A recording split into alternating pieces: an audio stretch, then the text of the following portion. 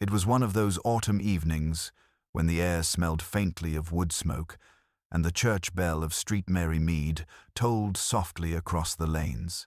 The leaves had begun to curl and darken, and the sky over the village shimmered with that peculiar orange light that foretells the end of October. A group of villagers, bundled in scarves and good spirits, made their way toward the vicarage for what had been cheerfully announced as the annual All Hallows Eve tea. Bantry, resplendent in a new hat with an ambitious feather, declared as she entered the drawing room that she adored the season. So atmospheric, don't you think? While Colonel Melchett grunted something about draughts and superstition. Near the hearth, young Leonard Price poured cider into mismatched cups, while his fiancée, Beatrice Lang, fussed over the buns. The vicar's wife, Mrs. Clement, had decorated the mantel with paper bats, to the general amusement of the older guests. Miss Marple sat quietly in her corner by the window, knitting with the serene absorption of one who has seen far too much of life to be surprised by it. Her eyes, however, missed very little. She watched the guests as they arrived, the subtle stiffness between Beatrice and her soon-to-be mother-in-law, the faint tension when the doctor's wife passed the vicar a folded note, the way young Arnold Harker, the newcomer who rented the old Redfern cottage, stood alone by the window, pretending to admire the moonlit garden. The clock struck 7. Mrs. Clement suggested a small game to liven the evening, 5 secrets on All Hallows Eve. A tradition, she said, from her girlhood. Each guest was to write down a secret, real or imagined, on a slip of paper, fold it twice, and drop it into a bowl. Then the vicar would read them aloud, and everyone would guess whose secret it was. There was laughter and mild protest, but in the end, all complied. Miss Marple's eyes twinkled faintly as she folded her paper. "Sometimes," she murmured, "truth does come out on the most curious of evenings." No one quite heard her above the chatter. The game began lightly enough. "I once kissed a curate's wife," read the first slip, to general hilarity and a deep blush from Colonel Melchett. "I never returned the library's atlas," confessed another. But as the bowl emptied, the room's warmth began to thin. One secret spoke of stolen money, another hinted at betrayal. The laughter turned brittle. Then came the final note. The vicar unfolded it with a puzzled frown. "It says," he read aloud slowly, "I know who killed her, and I can prove it." A hush fell over the room. Mrs. Bantry's hand fluttered to her pearls. Someone's teacup clinked sharply against its saucer. The vicar looked about in mild alarm. "My word," he said with forced cheer, "somebody's gone in for melodrama tonight." But Miss Marple had stopped knitting. Her blue eyes were fixed on the bowl, on the one remaining slip of paper that had been left slightly ajar, as though hastily folded. Outside, the wind rose and rattled the window panes. The clock ticked on, measured and calm, as the first whispers of unease began to stir in the cozy heart of Street Mary Mead. The guests left the vicarage in small, uneasy clusters, their chatter subdued and their glances quick and uncertain. The wind had grown colder. It whipped through the yews as if eager to carry whispers down the lane. Miss Marple lingered by the door, helping Mrs. Clement gather the crumpled slips of paper into the emptied bowl. "I suppose," the vicar's wife said with a nervous laugh, "that one of us wished to be clever." But there was a faint tremor in her hand as she gathered the papers, and Miss Marple noticed it. The vicar came to stand beside them, his ruddy face paler than usual. "I do think," he said quietly, "that it was in poor taste. Still, no harm done," he hesitated, "unless someone takes it to heart." Miss Marple looked up at him, her knitting bag clutched neatly against her arm. "Words, my dear Reverend Clement," she said softly, "have a curious way of being truer than the speaker intends." He blinked at her, uncertain whether she was joking. She smiled gently and bid them good night. The following morning dawned damp and grey. The mist lay thick over the churchyard, and the first faint ring of the church bell sounded oddly muffled. Mrs. Bantry's maid, out early to fetch the milk, saw Constable Graves striding across the lane toward the Redfern cottage, the one let to young Arnold Harker. By breakfast time, half the village knew why. The door of the cottage had been found ajar, the kitchen lamp still burning, and Arnold Harker himself lying face down on the flagstones beside a spilled cup of tea. Dead. By mid-morning, Inspector Cray from Much Benham had arrived, a tall, solid man with an air of weary patience. He took his notes with methodical calm, though the villagers fluttered around him like startled hens. Mrs. Bantry insisted on recounting the entire evening's events, with frequent interruptions to correct her own details.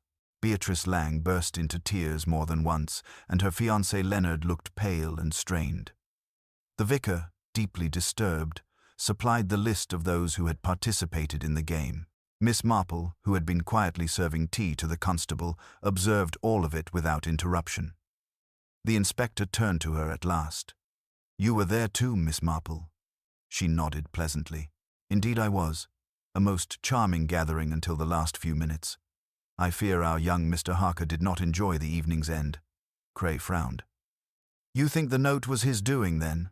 "I think," Miss Marple said mildly, "that it was written by someone who wished to unsettle a guilty conscience or to test another's." She sipped her tea, eyes half-lidded. "The curious part is that he seemed quite amused at the game, until the moment that final slip was read aloud. After that, he looked rather, how shall I put it, thoughtful." The inspector made a note.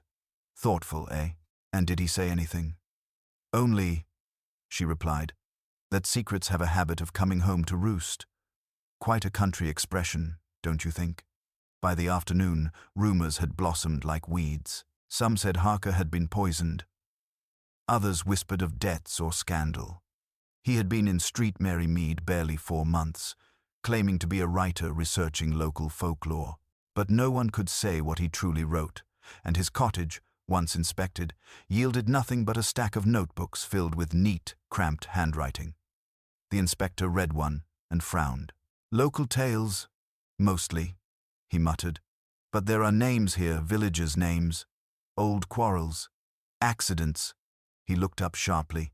He'd been collecting stories about this place. Miss Marple's expression did not change. "People will talk, Inspector," she said gently, "and if one listens long enough, one hears what people never mean to tell." She reached for the notebook and leafed through it with gloved fingers. On one page, in the margin beside a tale about a girl lost in the woods years ago, she saw a faint pencil note. "Missus, L knows more than she admits." When evening fell, the village drew its curtains tight. Mrs. Clement prayed aloud for young Harker's soul. Beatrice Lang refused supper. At the Blue Boar, Leonard Price was seen speaking in low, angry tones to a man no one recognized. And at the edge of the green, Miss Marple sat alone on her small veranda. Her cat nestled on her lap. The wind rustled the leaves, and she listened as if it were telling her something. The next morning, she walked to the vicarage with quiet purpose. "Reverend," she said gently, "would you be so kind as to tell me where the papers from last night's game were kept?" He blinked. "Why, I burned them this morning, Miss Marple. I thought they might cause talk." "Ah," she said, her tone kind but faintly regretful. "A pity. Still, one remembers what one has read, if one pays attention." She looked at him steadily. "There was one, I think, that said something rather curious about borrowed money." The vicar hesitated. "That was Leonard's jest. I believe something about owing Beatrice's father for the wedding expenses." "Indeed," said Miss Marple softly. "But Mr. Lang has been dead these 2 years. Curious thing to jest about, don't you think?" Before the vicar could answer, there came a knock at the door. Constable Graves stood there, hat in hand. "Inspector says the doctor found something, sir. Traces of laudanum in Harker's tea." Mrs. Clement gasped. The vicar crossed himself. Miss Marple, however, only tilted her head. "Laudanum," she murmured.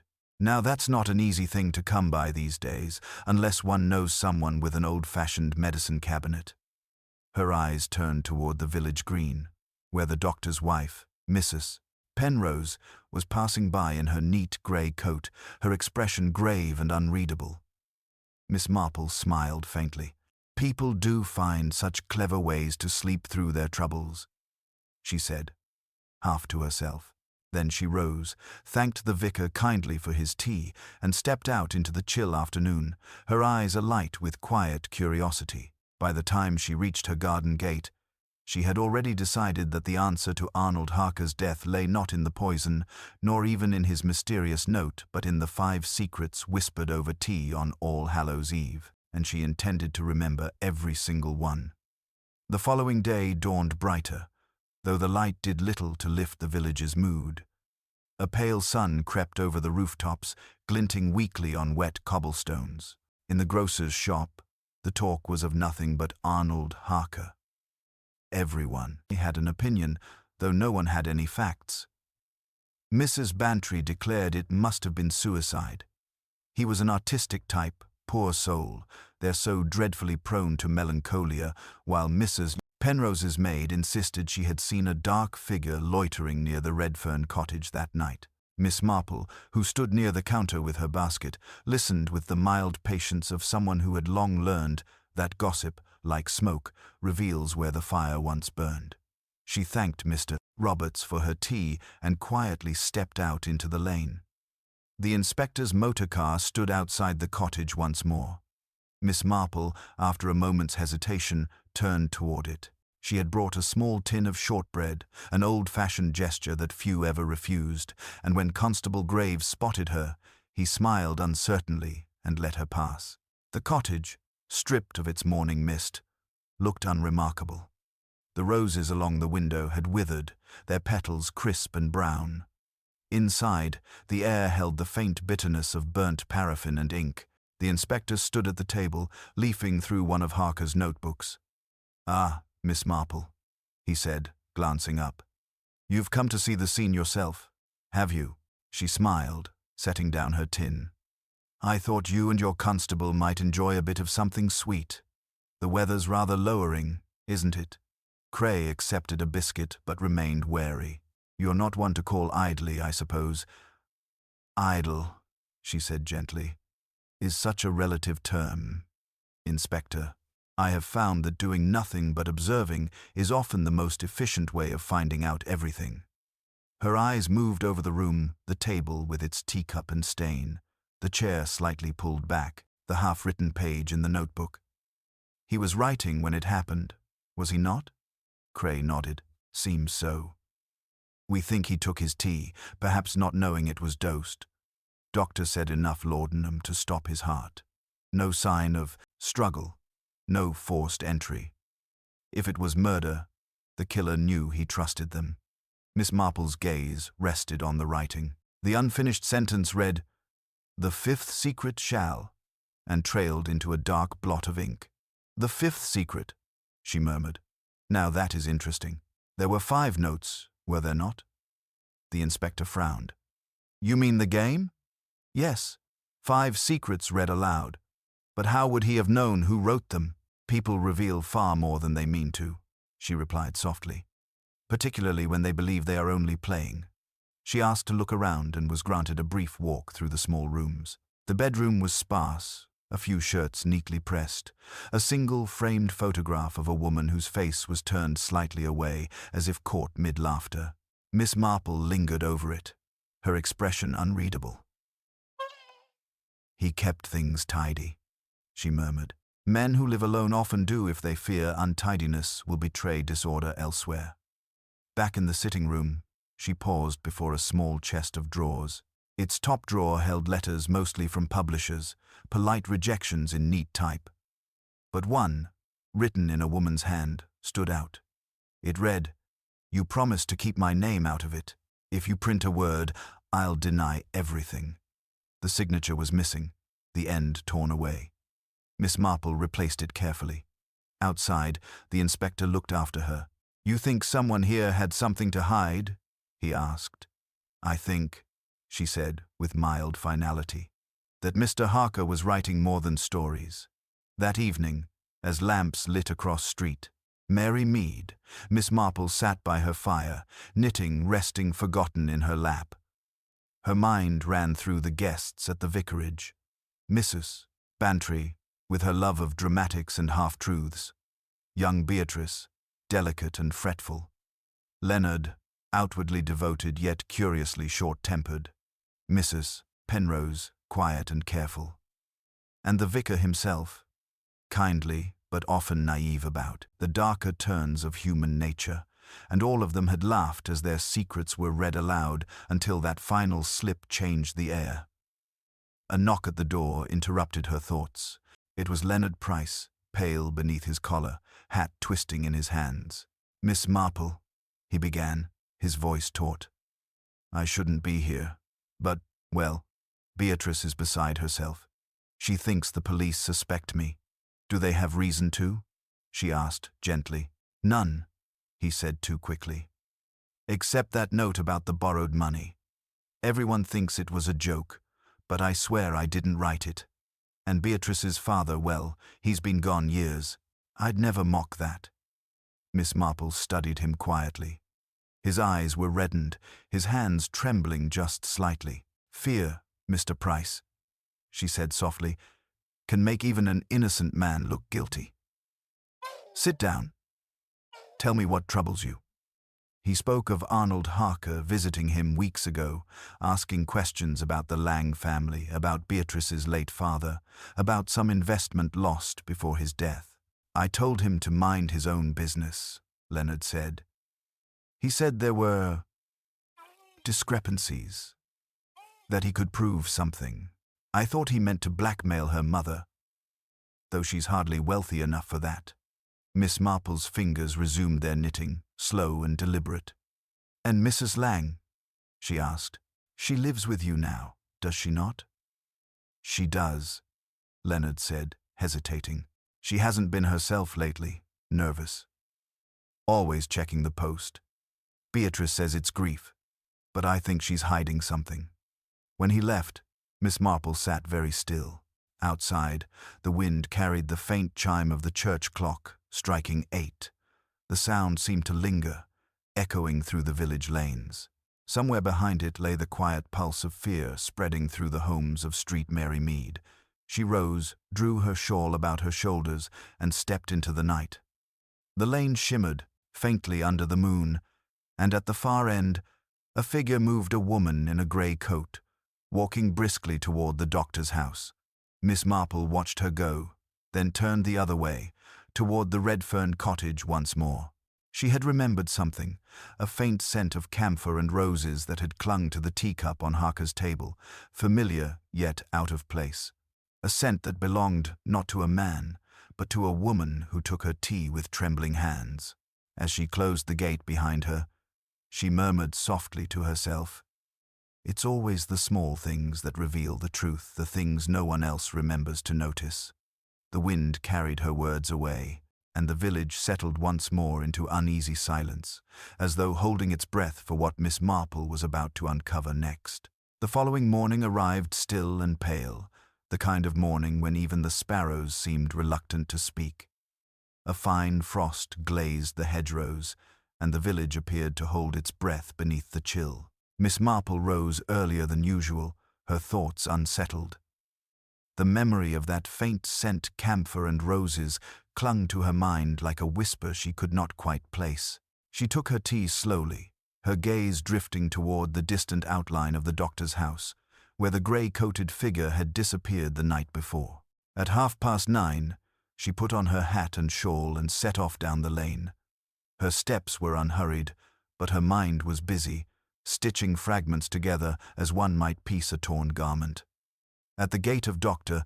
Penrose's house, she met Mrs. Penrose herself, just returning from the butcher's.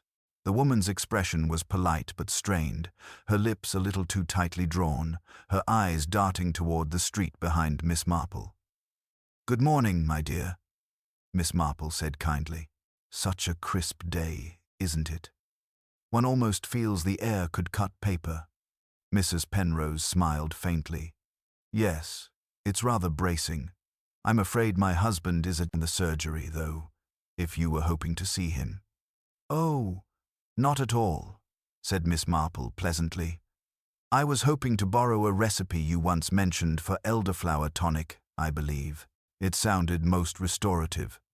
Something flickered across Mrs. Penrose's face, surprise, perhaps, or relief.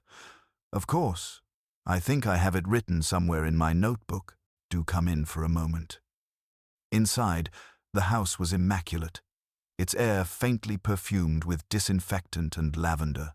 Miss Marple noticed, without appearing to, a glass bottle on the kitchen shelf labelled Laudanum, 1897, Penrose Chemist's Bath.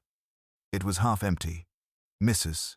Penrose followed her gaze for the briefest instant before turning quickly to the dresser. One does keep old things, she said lightly. My husband hates to throw away medicine bottles. I quite understand, Miss Marple said gently. My nephew Raymond keeps all manner of things, half-used ink bottles and dusty manuscripts, out of sentiment, I suppose. She smiled warmly, though her eyes remained thoughtful. You must have been very fond of young Mr. Harker to have offered him tea that evening. Mrs. Penrose froze, her back still turned. Tea? She repeated, too quickly. Why, yes. He came by that afternoon about his notes. He'd been interviewing my husband about local folklore. I gave him tea in the kitchen, but that was hours before it happened. Miss Marple nodded, her voice mild. I thought as much. When she left the house, the faint perfume of camphor and roses followed her once again, clinging to her sleeve. By the time she reached the green, her suspicions had begun to settle into a shape, though she said nothing to anyone. The inspector, however, found her not long after. He stopped her near the post office, his notebook in hand. Miss Marple, he said, we've learned something peculiar. That writer, Harker, he wasn't just writing about folklore. Seems he'd sent letters to a London solicitor. Something about an inheritance, an old claim on the Lang estate. Apparently, he thought he'd found proof of fraud. Fraud, she repeated, feigning mild surprise. Yes, said Cray. A sum invested long ago in Beatrice Lang's name, withdrawn shortly before her father died. If what Harker wrote was true, the money was never recovered.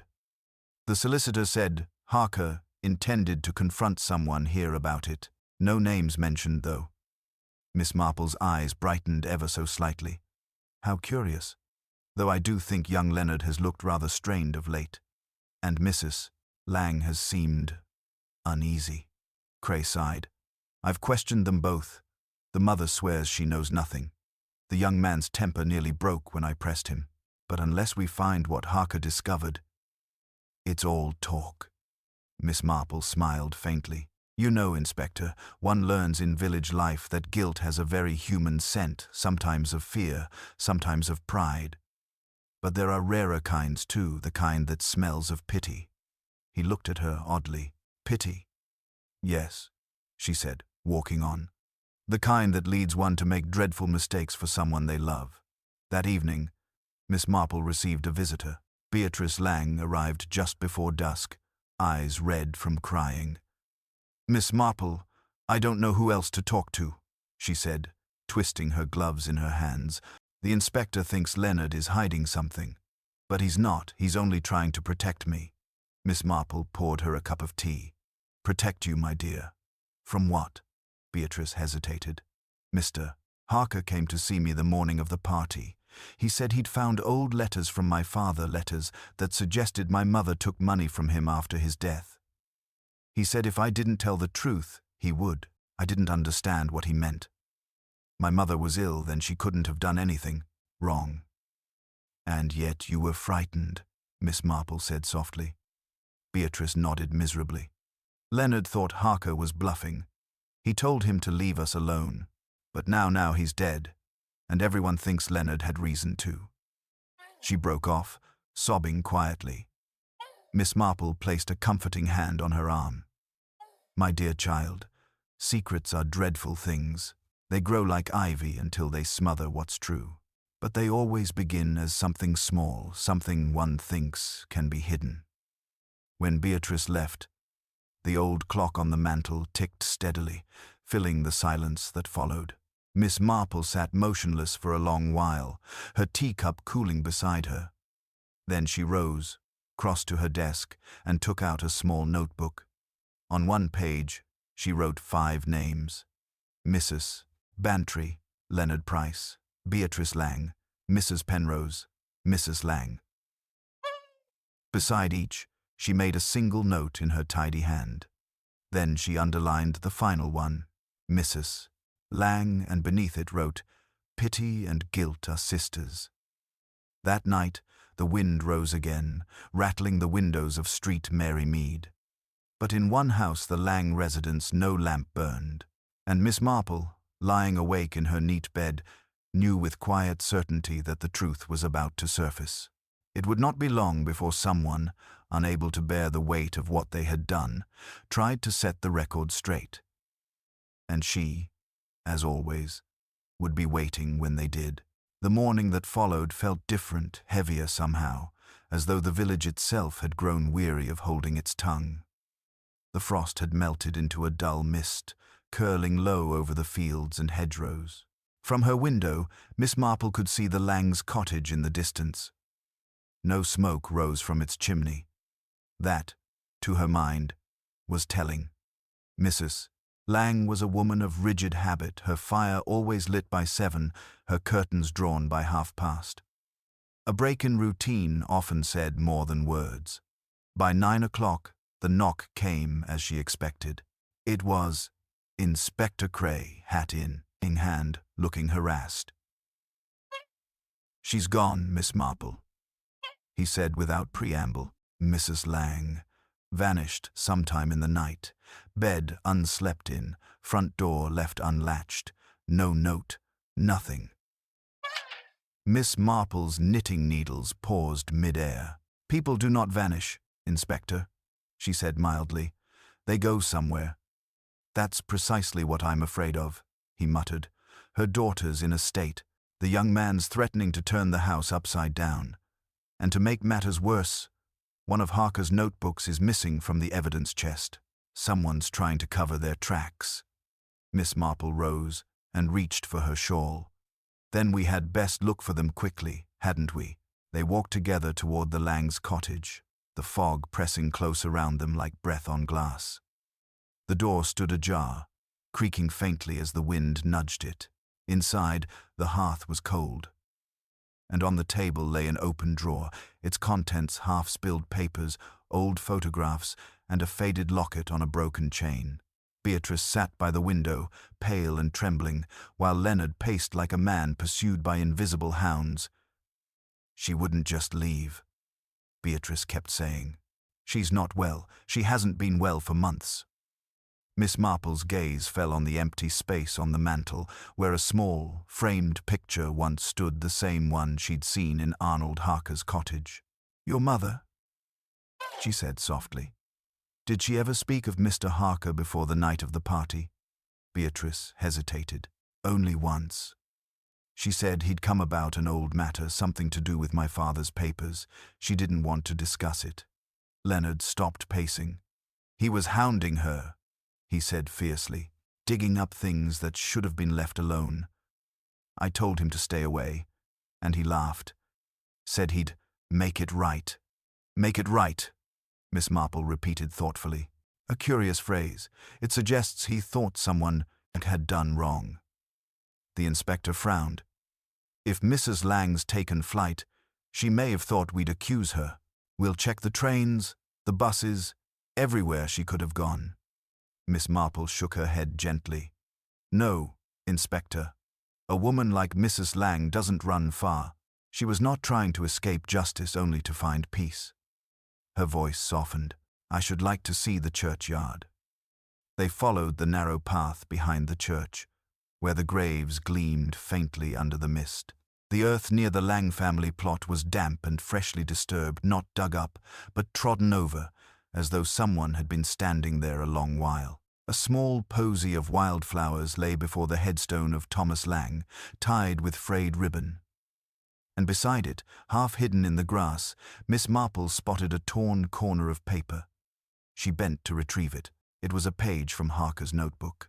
The writing was blurred by damp, but one line remained legible. She did not steal for greed, but for love. Miss Marple folded it carefully and looked up at the inspector. "I believe Mrs. Lang has already told us her secret," she said softly.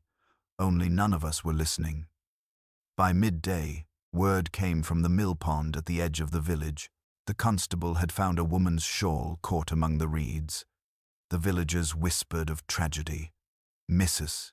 Bantry, ever fond of drama, wept loudly about the curse of All Hallows Eve. But Miss Marple said nothing. She stood by the pond's edge as they dragged the water, her eyes sorrowful yet steady. When at last they found the body, she turned away quietly. There was no triumph in her expression, only a kind of resigned pity. "Poor soul," she murmured. "Some burdens are heavier than any rope or chain." That evening, the inspector called at her cottage once more. He looked tired. The lines around his mouth deepened.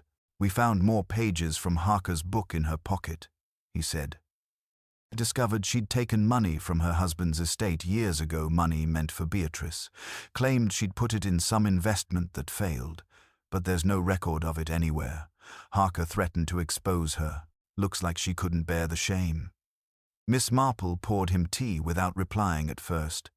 Then, quietly, she said, "And yet she did not poison him." Cray looked startled. "You're certain of that?" "Quite," she said. "Laudanum takes preparation, and Mrs. Lang was too frightened for such calculation. No. She might have wished him gone, but wishing and doing are seldom the same. It was another who mixed that tea." The inspector frowned. "Then who?" Miss Marple smiled faintly, though her eyes were grave. "The one who loved her enough to do it in her stead, who thought he could tidy away her past as neatly as one clears a table after supper. Only such love," she added softly, "is the most dangerous kind of all." Cray stared at her, realization dawning slowly. "Leonard," he breathed. Miss Marple inclined her head.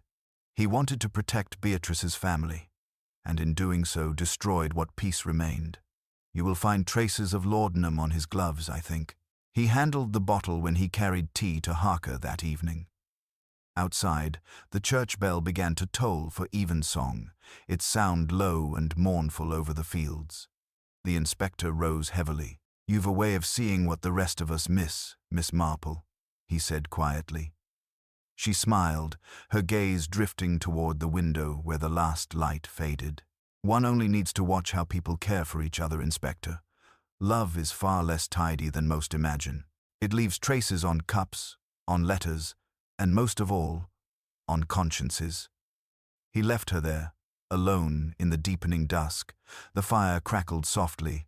Miss Marple sat in her chair once more, her knitting resting on her lap, and listened to the wind sighing through the hedgerows. Another secret had been unearthed. Another sorrow gently folded away beneath the calm surface of Street Mary Mead. And as always, she thought, the truth was not found in evil, but in the quiet, painful shape of love gone wrong. The day after Mrs. Lang's body was laid to rest, a stillness settled over Street Mary Mead, unlike any the village had known. It was not the quiet of peace, but the hush of something unresolved. The villagers spoke in lowered tones when they passed one another on the green, as though the mist itself might overhear them. Even Mrs. Bantry, usually loud with opinion, seemed chastened, whispering that death had come twice on the same breeze. Miss Marple, meanwhile, kept to her cottage, her curtains drawn halfway against the grey afternoon. She had told Inspector Cray all she could, but something faint and stubborn still troubled her. She sat by her window, knitting in silence, her needles moving almost unconsciously. The pattern was simple, yet her mind wandered from it. The matter of the laudanum seemed settled enough in the inspector's eyes.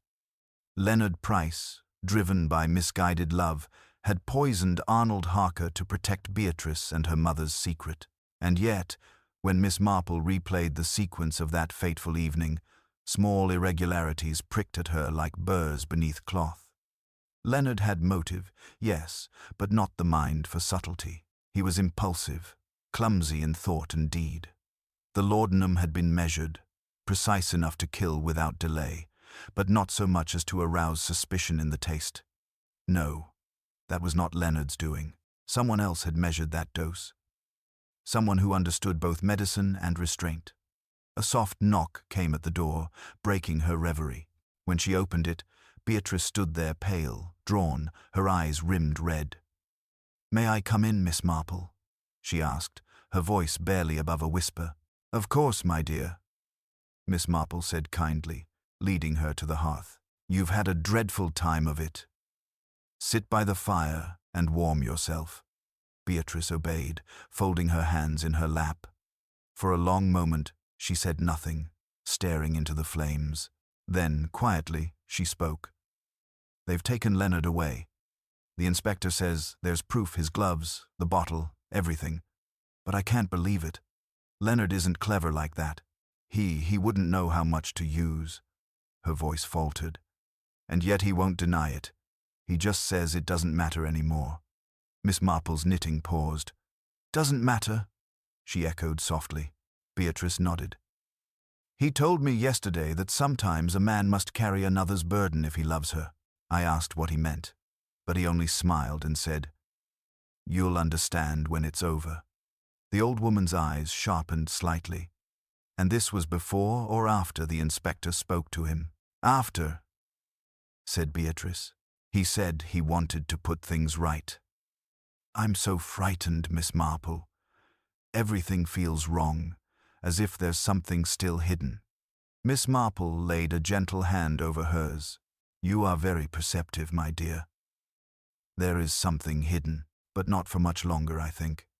That evening, as the light drained from the sky, Miss Marple took her shawl and walked once more toward the doctor's house. The lamps inside glowed faintly against the mist. Mrs. Penrose answered the door, her expression composed but wary.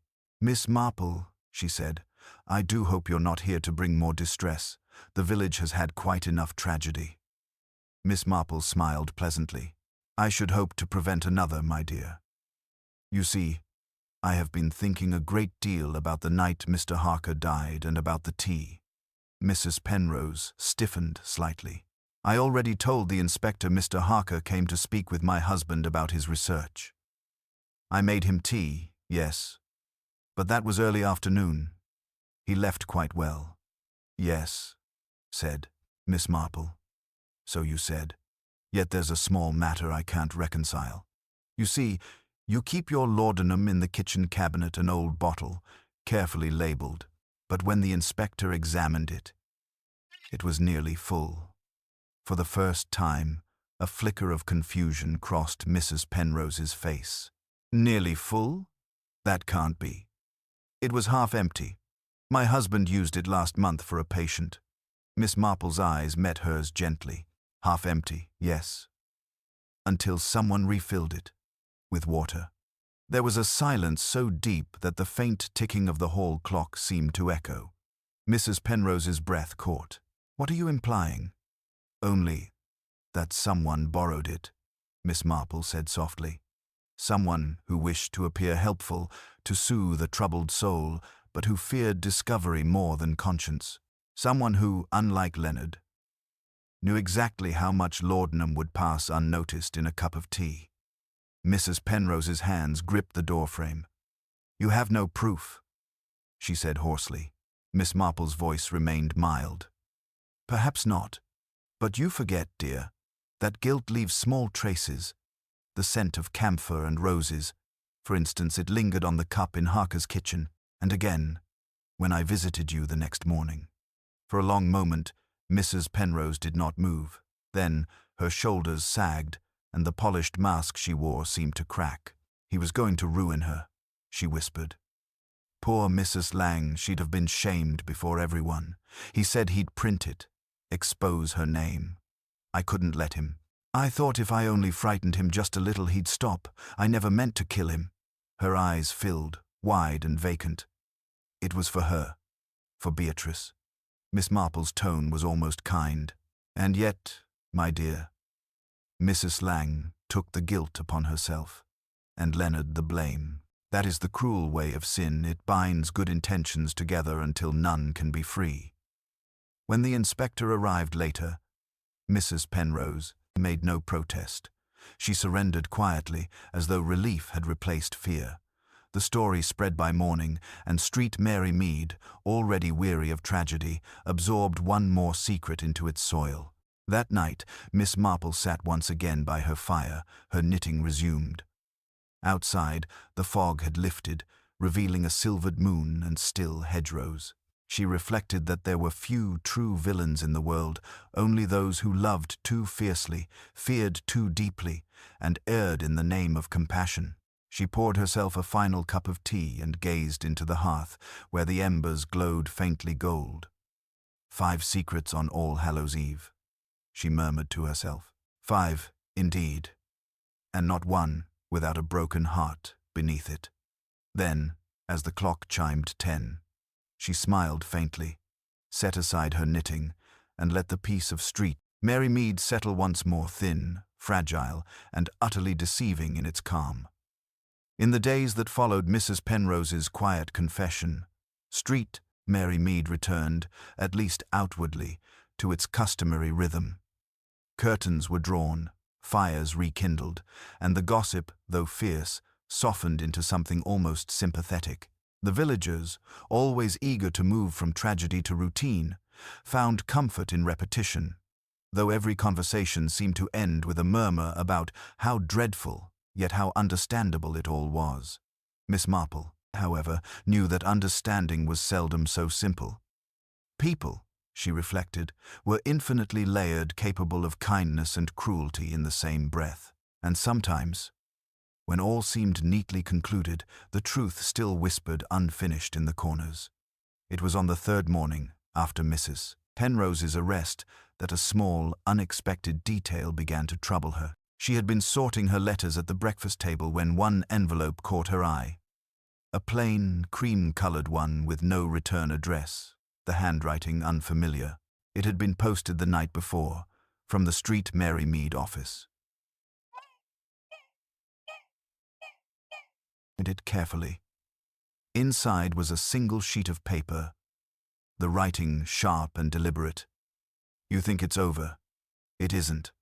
Ask who told Harker where to dig. There was no signature. For a long while, Miss Marple simply sat, her tea growing cold beside her. Then, with the same composure she had shown through every stage of the affair, she rose, fetched her hat and gloves, and stepped out into the pale light.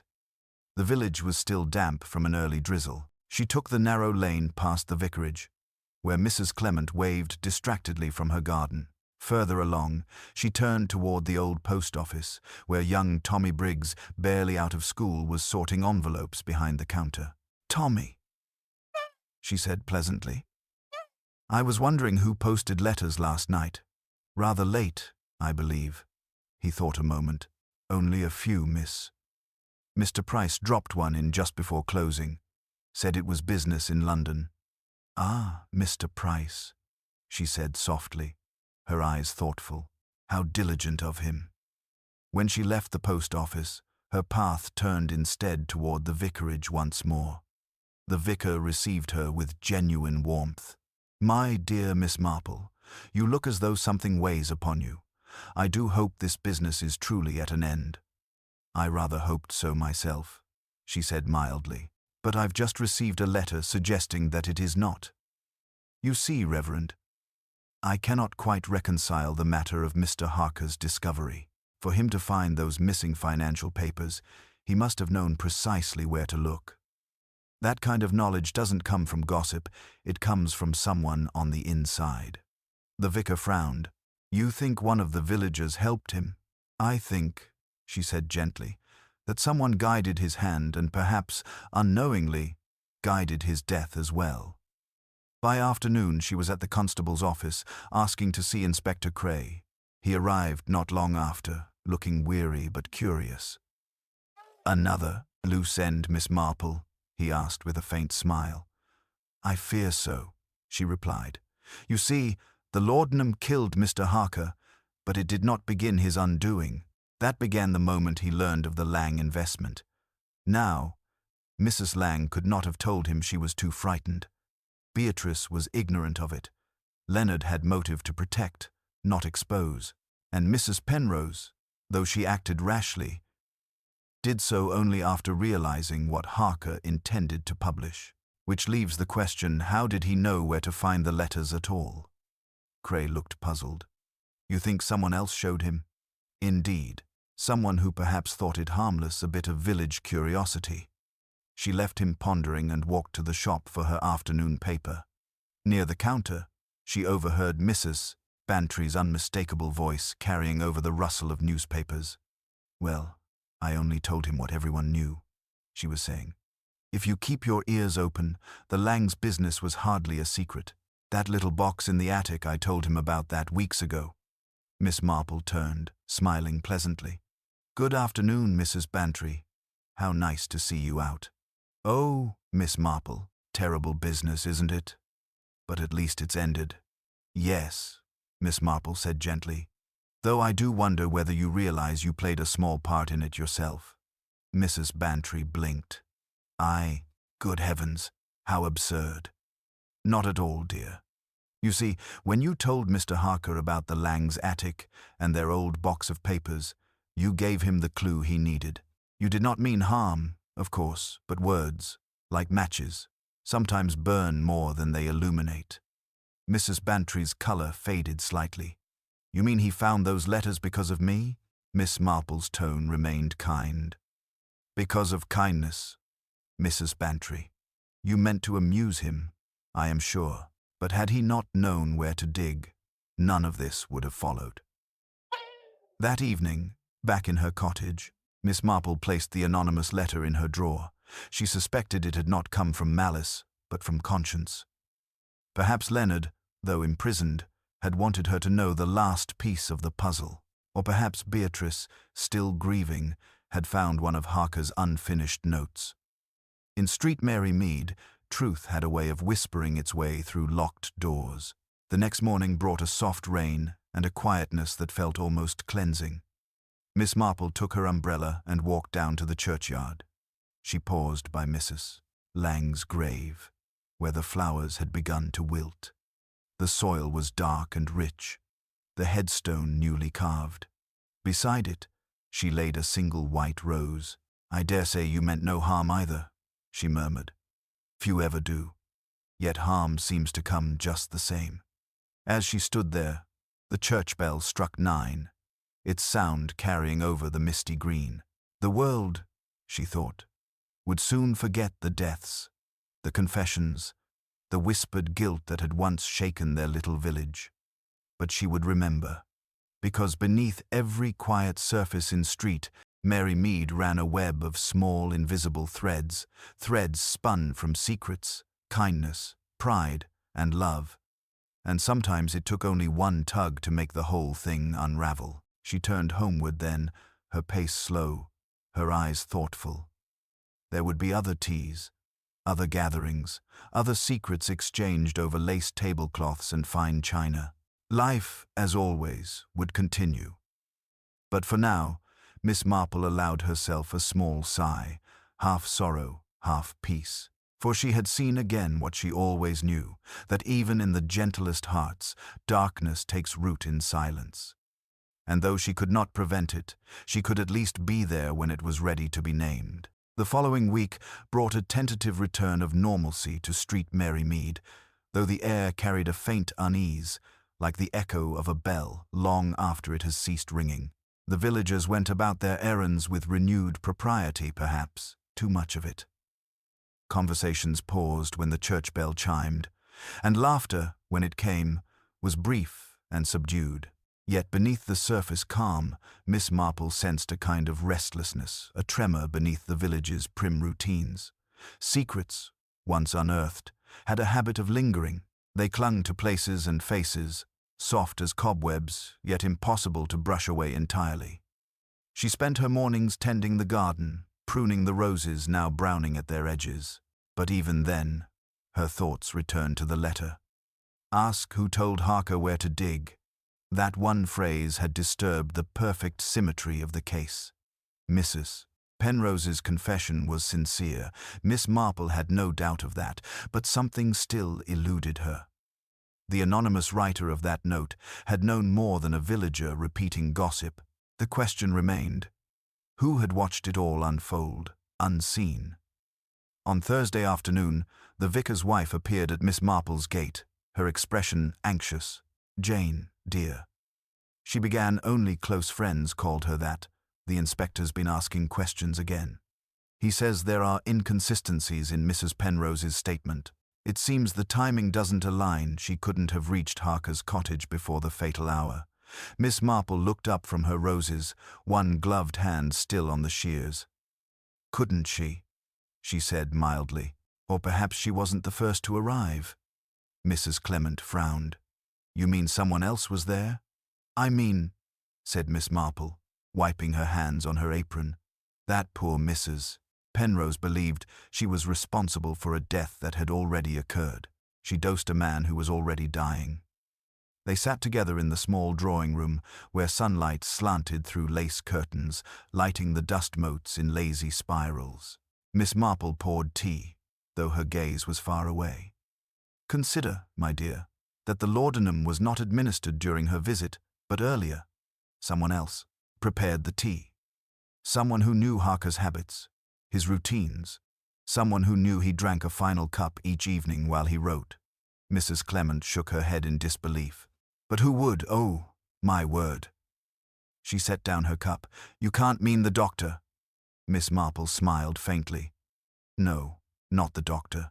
His handwriting was on the bottle's label. But his conscience is clear. It was another hand that poured it, the same hand that replaced the cork, the same that watched from the shadows while the village spun its web of guilt." Later that afternoon, Miss Marple took her usual walk through the village. She paused near the vicarage path, where the hedges grew thick, and beyond them the narrow lane wound toward the old Redfern cottage. The shutters there were now fastened, the garden overgrown. She stopped, gazing at it thoughtfully. There, in the stillness, something clicked into place, a small, precise recollection. She turned at once and made her way to the post office. Young Tommy looked up, startled, as she entered. "Tommy, my dear," she said. "Do you remember the evening of the murder, the last post-collection before you closed?" "Yes, miss," he said. "Penrose, too. Now I think of it. They were together, talking outside for a bit. Then Mr. Price dropped his letter." Miss Marple's eyes softened. "Thank you, Tommy. That was very helpful." By nightfall, she had requested Inspector Cray to visit her cottage. He arrived after supper, hat in hand, his brow furrowed. "You said it was urgent," he began, but she waved him gently toward the fire. "Inspector," she said, "I believe Mrs. Penrose did not kill Mr. Harker. She believed she did, and so confessed out of fear and pity. But the true culprit used her guilt as a shield. It was Leonard Price who wrote that letter to London, the one Harker never sent. He intercepted it. He knew Harker meant to expose Mrs. Lang, and, rather than protect her, he meant to profit from it." Cray's eyes narrowed. "Profit?" Miss Marple nodded. "The investment was larger than anyone realized. Mr. Harker's findings could have restored Beatrice's fortune. Leonard couldn't have that, not with debts mounting and his pride at stake. He met Harker that night, as the postmaster confirmed. He slipped laudanum into the tea, knowing Mrs. Penrose's earlier visit would cast suspicion her way. And, when Mrs. Lang's death followed, he sealed his silence with hers." Cray exhaled slowly. "That's a strong claim, Miss Marple." "Not a claim," she said softly. "An observation. You will find proof enough. The envelope Leonard posted that night was never addressed to London. It was to himself. And inside is Harker's torn note. He kept it, perhaps as a charm against guilt." The inspector stared at her, then rose. "You've an uncanny way of finding the thread no one else sees." "Only by watching the way it frays," she said. When he had gone, Miss Marple sat for a long while before the fire, the house silent except for the clock's slow ticking. In time, she heard the faint sound of carriage wheels outside the inspector's return with his men, heading toward the Price cottage. She did not move to the window.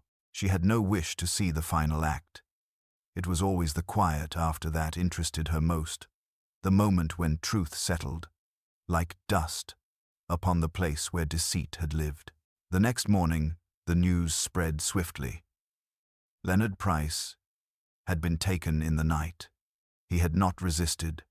They said he looked strangely relieved, as if a burden had at last been lifted. Beatrice, pale and trembling, refused to speak but asked to see Miss Marple before she left for her aunt's in London. When the girl arrived, Miss Marple took her hand gently. "My dear, love is rarely simple," she said.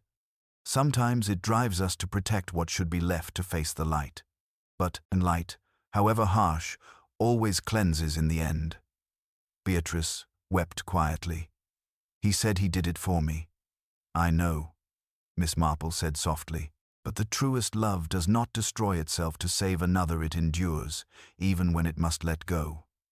As the door closed behind the girl, Miss Marple looked out toward the green, where mist once again gathered above the hedgerows.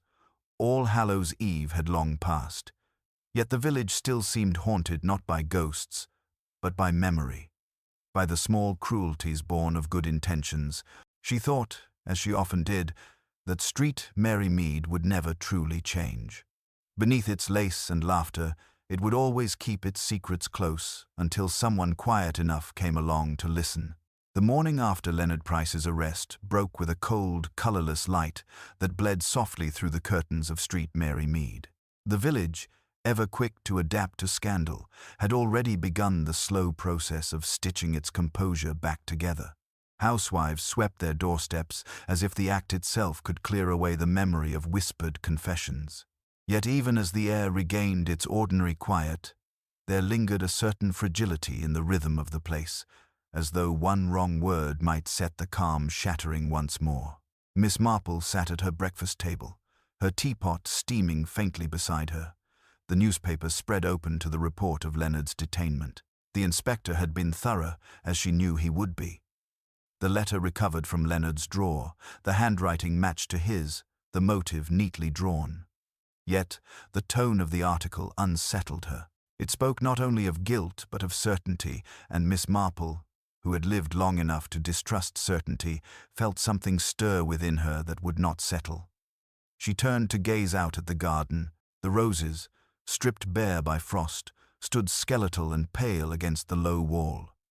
Everything looked still, except for a single blackbird tugging insistently at the earth near the hedge. "You see," she murmured to the bird, "we dig and dig, thinking we've found all there is, but the ground always hides a little more." By mid-morning, there came a gentle knock at her door. When she opened it, she found Inspector Cray standing there, hat in hand, his expression taut with unease. "I thought I might call before heading to Much Benham," he said. "Just to let you know it's all settled now, Miss Marple. Leonard Price has confessed." She studied him for a moment. "Confessed?" she repeated softly. "That seems rather efficient." Cray frowned slightly. "He admitted to giving Harker the laudanum, said he couldn't live with the lies any longer. Signed his statement this morning." Miss Marple motioned for him to sit, pouring him tea as if she were entertaining an old friend. "I'm sure it brings you some relief," she said. "But tell me, Inspector, what did he say about the letter?" "Only that he wrote it himself," Cray said, "to make it look like a blackmail threat from Harker.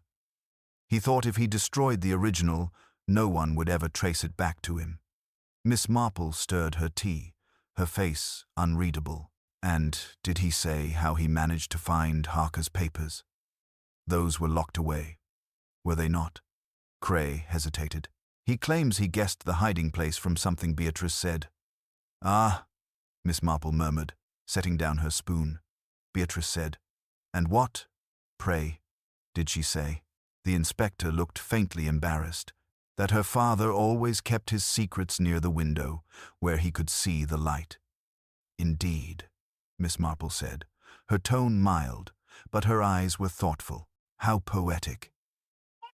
And yet, I rather think Leonard was not the sort for poetry. Cray frowned. You think he's lying? I think, she said quietly, that when people confess, they often tell the truth about what they did, but not always why they did it. Sometimes they take on blame that isn't entirely theirs, for reasons even they don't quite understand. The inspector exhaled heavily. You mean Beatrice? No, she said, shaking her head. Not Beatrice. Poor girl, her heart is too transparent. But someone else guided Leonard's hand. Someone who had been guiding this entire affair from the start, nudging others toward their own ruin. Someone clever enough to make every move seem like chance. Cray looked at her sharply. Who? Miss Marple rose and crossed to the window.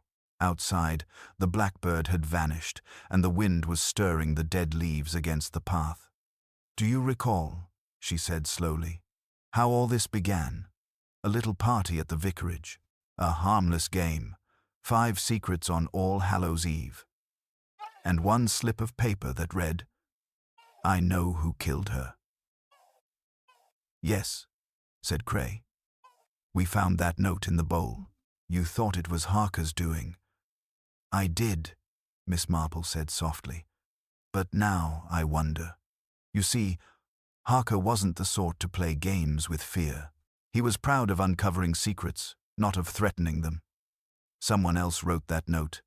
Inspector, someone who wanted to stir the room, to watch how each person reacted. Cray's brow furrowed. But why? Because it's far easier to read guilt when it's frightened into the open, she said gently. And whoever wrote that note had already begun their work. The inspector rubbed his temple. Then you think this was planned long before the tea, the laudanum, all of it? I think, said Miss Marple, her voice quiet but certain, that someone used the village's own gossip as a stage. Mrs. Lang, Mrs. Penrose, Leonard, all were pieces in a story someone else had started writing. And the author, Inspector, was watching them all that night. Cray stared at her. You can't mean, but she only smiled. A small, knowing smile. Yes, she said softly, I mean the vicar's wife.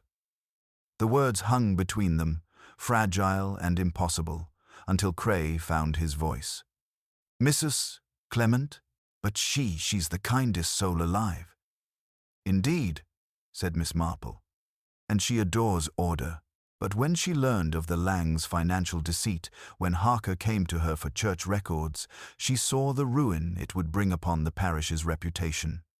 So she contrived to frighten him off, to stop him without a scene. She wrote that note herself, hoping to silence him. But the game she began grew beyond her control. Others lied, others panicked, and by the time the poison was poured, she had no need to lift a hand. The web had already caught its prey. The inspector stared at her, then rose abruptly. I'll need to speak to her, he said grimly. Miss Marple nodded. Do be gentle, Inspector. She did it, I think, not from malice, but from fear that truth would make sinners of them all. She'll tell you so herself, when you ask. When he had gone, Miss Marple sat alone by the fire, her hands folded in her lap. The house was very still. She thought again of that evening, of the laughter that had turned brittle, of the note that had changed everything. How easily a few words, written in haste, could open the gates to tragedy. Outside, the church bell tolled softly, its echo rolling through the dusk. Miss Marple closed her eyes. 5 secrets, she whispered, and only one truly meant to stay buried. The kettle began to whistle then, shrill and urgent, but she let it sing for a while before rising to pour the tea, her eyes calm, her thoughts heavy with the quiet knowledge that, in the end, every human heart hides more than even confession can reach. Evening crept across street, Mary Mead like a soft grey shawl, drawing the day's colour inward and leaving the air cool and still. The small lamps along the green flickered to life, their glow casting uncertain shadows over the cottages. Inside her sitting and room, Miss Marple sat by the hearth, the fire low and thoughtful, as if mirroring her own state of mind. Though the inspector's words still echoed in her memory, there was no triumph in her expression, only a quiet gravity. She had seen too much of human frailty to take satisfaction in uncovering it. The doorbell chimed faintly. It was the vicar, his hat held nervously against his chest. "Jane," he said softly, his voice stripped of its usual calm. "You've spoken with the inspector, I suppose. He's been to see my wife." Miss Marple gestured for him to sit. "Yes, dear. He told me he intended to. How is she?" The vicar sank into the chair across from her, his face pale under the lamplight. "Shaken," he said she confessed, or tried to, though I can't bring myself to believe it. She's always cared for this village, as if it were her own child. How could she? Miss Marple's expression was gentle. "Sometimes, Reverend, caring too much leads us astray. Your wife wished to protect Street Mary Mead's dignity, but in doing so, she forgot that truth, once buried, never stays buried long." He covered his face with one hand. "She told me she only meant to frighten Harker to make him stop digging into those old accounts, but she swears she never imagined anyone would die." "I believe her," Miss Marple said quietly. "She set the first stone rolling, but others sent it tumbling down the hill." For a moment, the only sound was the faint ticking of the clock. Then the vicar spoke again, his voice breaking. "She said you would understand, that you, of all people, would see the good she meant." Miss Marple's gaze softened, but her answer was steady. "I do understand, but meaning well has caused more harm in this village than malice ever has. We tell ourselves we act from goodness, and yet, goodness, when it turns fearful, can be a dreadful thing." The vicar rose slowly, seeming smaller somehow. "They'll take her to Much Benham tomorrow," he said, almost to himself. "She'll face a magistrate, at least until the matter is reviewed." Miss Marple nodded. "And she will be treated kindly, I think. The inspector is not a cruel man, nor is the law without compassion for a woman who erred through conscience." He managed a faint, broken smile. "You always find the mercy in things, Miss Marple." When he had gone, the house felt strangely hollow. Miss Marple rose and drew the curtains, shutting out the village lamps that blinked faintly beyond the glass. She lit another candle and sat down again, though her knitting lay untouched. Her thoughts wandered to Beatrice, now in London with her aunt, to Leonard, awaiting his trial, to Mrs. Penrose, confined and silent in the county infirmary, and to poor Mrs. Clement, whose well-intended deception had ended in ruin. So many threads, each one spun from fear, love, or pride, and all tangled into tragedy. Outside, the wind stirred. She heard the faint sound of the church bell striking 8. The air smelled faintly of rain. And then, almost absently, she reached for her notebook, the one she kept hidden in the drawer beside the hearth, and wrote, in her fine, slanting hand, "There are no small lies, only small beginnings." The next morning, Inspector Cray returned. His tone was subdued, but there was a trace of respect in his manner now. "Mrs. Clement has been remanded," he said. "She gave a full account, confirmed every word you'd said. She wrote the note for the party, thinking it would silence gossip. Harker confronted her the following day. She begged him to leave the matter, but he wouldn't. After that, everything unfolded as you said. The rest," he exhaled. "It's a sad business." "Yes," Miss Marple said softly.